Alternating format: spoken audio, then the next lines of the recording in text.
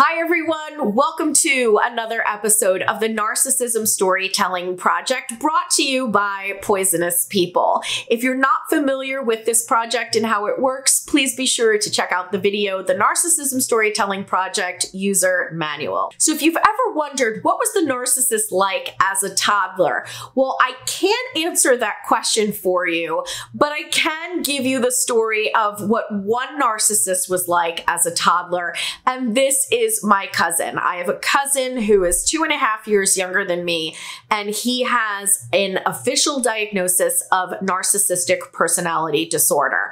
I did not diagnose him myself. I am not eligible to diagnose him because he is a family member and there's personal bias there. So if I were to give my opinion, I would say my cousin is actually probably more of an antisocial personality than a narcissist, but the narcissistic traits are definitely there. They've always been there as long as I can remember. And this story that you're about to hear is the very first time I thought to myself, there's something wrong with this kid. Today's story is a memory that I have of my cousin when he was a toddler, and his behavior was clearly not congruent with the average child his age. There was some sort of celebration going on at my house. All I remember is that there were balloons. There were lots of balloons present, and we were sitting around the kitchen table having cake and coffee. I was sitting at the head of the table, and my cousin was sitting on his mother's lap, and she was right next to me. And my cousin is just kind of sitting there licking this balloon.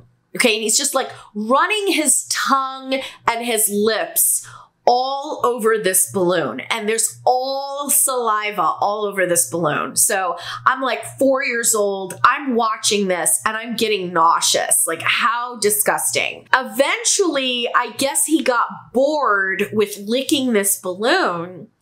And so he started to try to bite the balloon. He's trying to like fit this balloon in his mouth, and he's like, and he's trying to like chew it or bite it with no success. His mother was a very sweet woman. She was a very kind-hearted, compassionate, loving woman, but perhaps a little bit too kind-hearted and loving because she never really disciplined him properly from what I could see. And her style of discipline was just to softly tell him, don't do that. Don't do that. Don't do that, sweetheart. You're going to get hurt. Now, that kind of thing doesn't work with a 2-year-old child. A toddler is going to be exploring. They're not going to listen to you. And in many cases, they have to learn for themselves why we're telling them don't do that.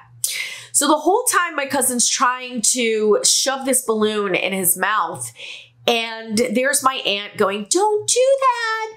Don't do that, sweetheart. You're gonna get hurt. And I'm watching this and I'm starting to get a little bit concerned. Any young child knows that when a balloon pops, it makes a very disturbing, loud noise. When little children feel even the anticipation that a balloon is going to pop, you immediately see them put their hands over their ears, and they're just kind of like waiting for this horrible moment. So I'm watching this and I'm like, oh, I don't want to hear this thing pop. And they're sitting right next to me. So when it pops, it's going to be loud and it's really close to me. And I'm not comfortable, which I think that's a normal reaction. My cousin is the one like attempting to bite this thing, and he doesn't seem fazed at all. He doesn't seem nervous. And I'm thinking, well, you know, maybe because he's only a little toddler, maybe he's never been exposed to balloons before. Maybe he doesn't know. Still, I'm watching and I'm thinking to myself, you know, once this pops, this kid is going to be in for a shock. At one point, the inevitable happened. I think he might have tried to squeeze the balloon to make it fit into his mouth, more easily. And of course, it popped. It didn't just pop, it popped in his face. I was certain that when this thing popped, my cousin was going to be traumatized by the experience. But to my shock, he was not even negatively affected by it at all. In fact, he started laughing maniacally. It became apparent very quickly that a piece of this balloon had somehow made its way in his mouth. And right away, my mother and his mother sprung into action and tried to get this balloon out of his mouth because they didn't want him to choke. So there's my mother holding open his mouth while his mother has her fingers down his throat. They're panicking because they don't want him to choke on the balloon. Little kids tend to look to adults for cues on how they're supposed to react. So here's my mom and my aunt panicking that he is going to choke. And instead of taking cues from the adults, he thought it was hilarious. And as I said, my aunt has her fingers down his throat. They're trying to get this piece of the balloon out of his mouth, and they're not successful. Like, they couldn't find the thing. So they both let go of his face.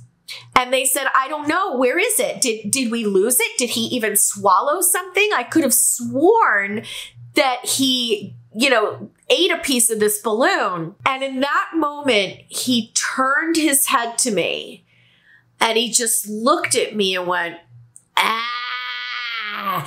And I swear I saw this piece of light blue balloon sliding down the back of his throat. And I told my mom and my aunt, I was like, he's got a piece of balloon in his throat. And they tried to turn his face toward them so they could see, but he fought them on it. And he just kept going, ah. And I saw this thing slide down his throat until I couldn't see it anymore. And all that was left was like his little uvula dangling. I was so grossed out by this. I have to tell you, to this day, I have an extreme aversion to balloons. I cannot do balloons. I am just constantly reminded of this disgusting memory that I have. So he swallowed the thing. My aunt, my mom, they're horrified, they're concerned, and he laughed. It appeared that the more upset they were, the funnier he thought it was. This is a toddler, okay? This is a toddler. And it really seemed like this toddler was getting extreme pleasure out of the anxious energy of the adults. It seemed like he was getting a real charge out of seeing them defeated. It was almost as if he saw that he won and there was nothing they could do to stop this. Or it was almost as if he had gotten pleasure out of creating that anxiety and stress response in them. And there was nothing they could do to stop it. And so this is just a brief story, but I still think it's an important story because when we ask, where does narcissism come from? Where does NPD come from? Where does antisocial personality come from? There's this nature versus nurture argument. And most of us would say that narcissists are not born, they're made. And I can definitely vouch for the upbringing that my cousin had. My cousin was spoiled. My cousin was definitely spoiled. He was never denied anything that he wanted. He was never really appropriately disciplined. But at the age of 2.5, I'm going to say that that type of reaction, in my opinion, is more evidence for the nature side of how these disorders come about, that some of these disorders are a product of a person's nature. So I don't know if this helps anybody out there, but there you go. That's the story. I'm Jen Guerriero, and this is Poisonous People. Thanks for watching.